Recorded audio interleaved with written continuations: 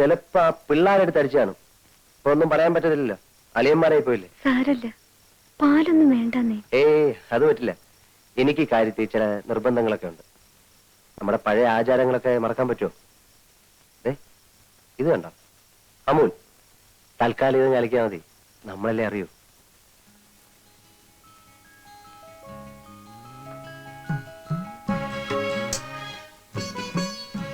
പാല്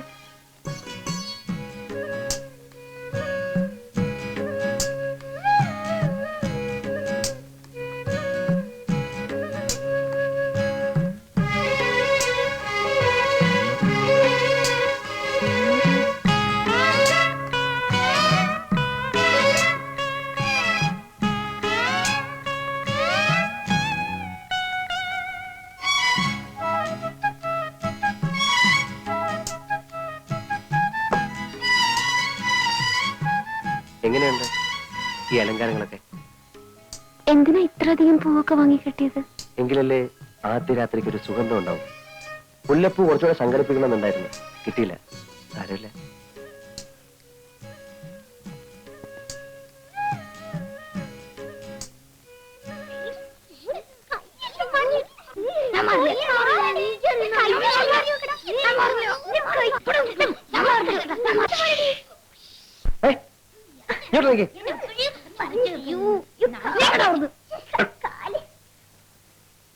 നിങ്ങൾ ആരാ പറഞ്ഞു ഇതിനകത്തൊന്നിരിക്കാൻ?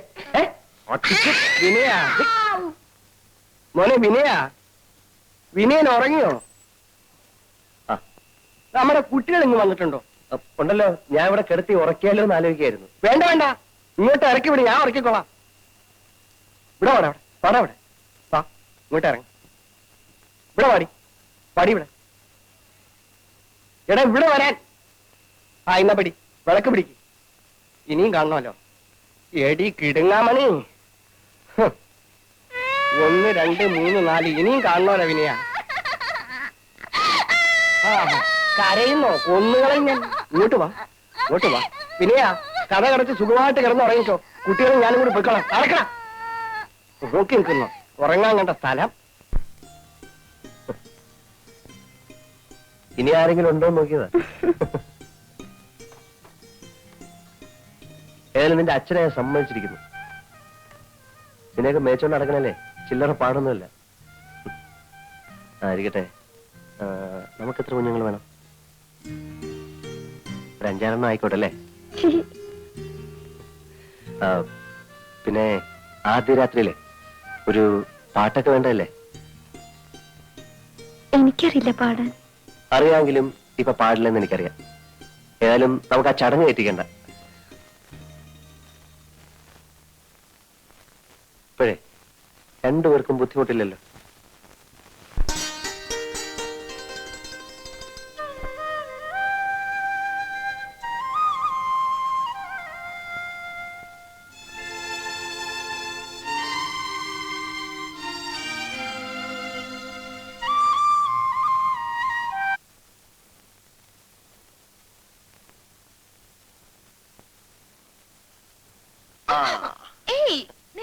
അറിഞ്ഞില്ലേ? ഇല്ല, കണ്ണടച്ച് തുറന്നപ്പോഴത്തേക്ക് വെളുത്തുപോയതുപോലെ. അവിടെ ചെന്നേ, ഞാനൊരു സൂത്രം കാണിച്ചേട്ടെ. എന്താ?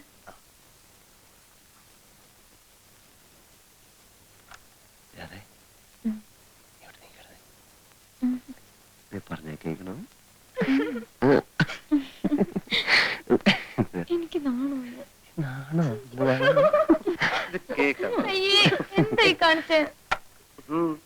ആരെങ്കിലും കേട്ടാൽ എന്ത് വിചാരിക്കും? പിന്നെ ഞാനിത് മൈതാനത്തുണ്ടോ ഓൺ ചെയ്യാൻ പോവല്ലേ.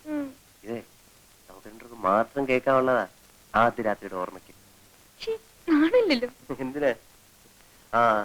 എനിക്ക് ഈ ഐഡിയ എവിടെ നിന്ന് എത്തിയെന്നറിയാം. ഒരു നോവൽ വായിച്ചപ്പോഴാ.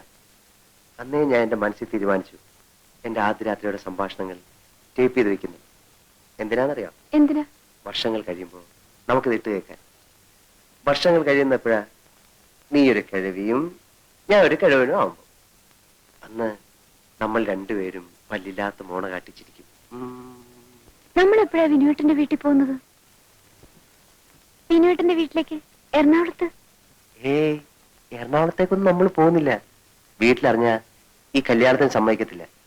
അവര് വേറെ ഏതാണ്ട് പെണ്ണെ നോക്കി വെച്ചിരിക്കുക. അതുകൊണ്ട് ഞാനും ബാബുവും കൂടെ സൂത്രത്തിൽ നമ്മുടെ കല്യാണം നടത്തിയല്ലേ. അപ്പൊ അച്ഛനോട് പറഞ്ഞല്ലോ ആര് കല്യാണം കഴിച്ചാലും മിനുവേട്ടന്റെ അച്ഛനും അമ്മയ്ക്ക് സന്തോഷമാണെന്ന്. അയ്യോ, അതൊക്കെ ബാബു തട്ടിവിടുന്നതല്ലേ. അവൻ എന്നെ പോലൊന്നുമല്ല. മുഖത്ത് നോക്കി കള്ളം പറയാൻ യാതൊരു മടിയില്ല. ഞാൻ നിന്നെ കൊണ്ട് അങ്ങോട്ട് ചെന്നാലേ അവരെന്നെ വീട്ടിൽ നിന്ന് ഇറക്കി വിടും. എനിക്ക് മിനുവേട്ടന്റെ വീട്ടിൽ പോണം. ഇടി പെണ്ണെ, നീ ഇങ്ങോട്ട് നോക്കി. ഇതല്ലേ നമ്മുടെ വീട്. നമുക്ക് കുറച്ച് കഴിയുമ്പം ആ പുഴയോരത്ത് കുറച്ച് സ്ഥലം വാങ്ങിച്ച് ഒരു കൊച്ചു വീട് വെക്കണം. ഞാനില്ല അതിനൊന്നും. പിന്നെ എനിക്ക് മിനുവേട്ടന്റെ നാടാ ഇഷ്ടം. നമുക്ക് എത്രയും വേഗം ഇവിടുന്ന് പോണം. പോയിട്ട് പട്ടണത്തിലൊരു ജോലി വാങ്ങണം. എന്നിട്ട് നമുക്ക് അവിടെ കഴിയാം. നീ എന്താ ഈ പറയുന്നത്? ഭാരതത്തിന്റെ ആത്മാവ് എവിടാ നിനക്കറിയാം? എവിടെയായാലും ഈ നാട്ടുമ്പുറത്തും പോണം നമുക്ക്.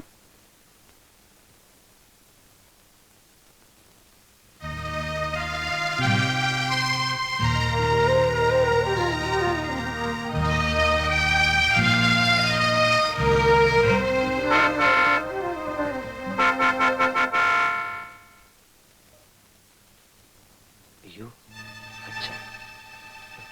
നീ അത്തോക്കോ, ഞാൻ വിളിച്ചോളാം.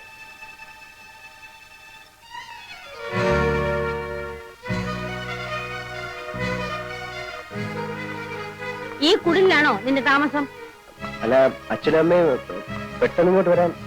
ബാബുവിനോട് നിന്നെയും കൊണ്ടുവരാൻ പറഞ്ഞിരുന്നു. അവനെയും കണ്ടില്ല നിന്നെയും കണ്ടില്ല, അതുകൊണ്ടാ ഞങ്ങൾ ഇങ്ങോട്ട് പോന്നു. മിസ്സിസ് തമ്പിയുടെ മകളുടെ കല്യാണക്കാര്യം പറയാനല്ലേ? ബാബു പറഞ്ഞു വിവരങ്ങളൊക്കെ. അതുകൊണ്ട് തന്നെ എനിക്കിവിടെ ചില കാര്യങ്ങൾ പെട്ടെന്ന് ചെയ്യേണ്ടി വന്നു. അതെന്താടാ? രാധേ, നീ വന്നേ.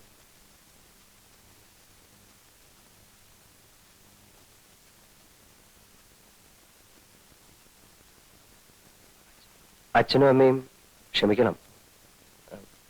ഇത് എന്റെ ഭാര്യയാണ്. രാധേ, ഇതാണ് എന്റെ അച്ഛനും അമ്മയും.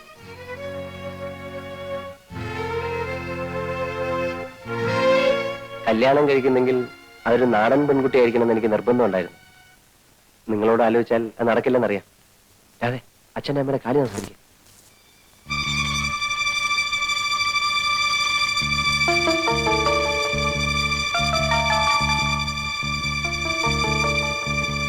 നീ ഇവിടെ വാ, ഒരു കാര്യം പറയാനുണ്ട്.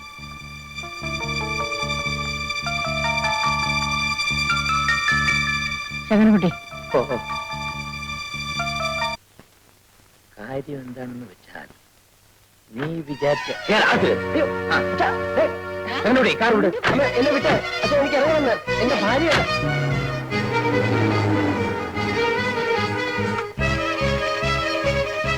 അങ്ങനെ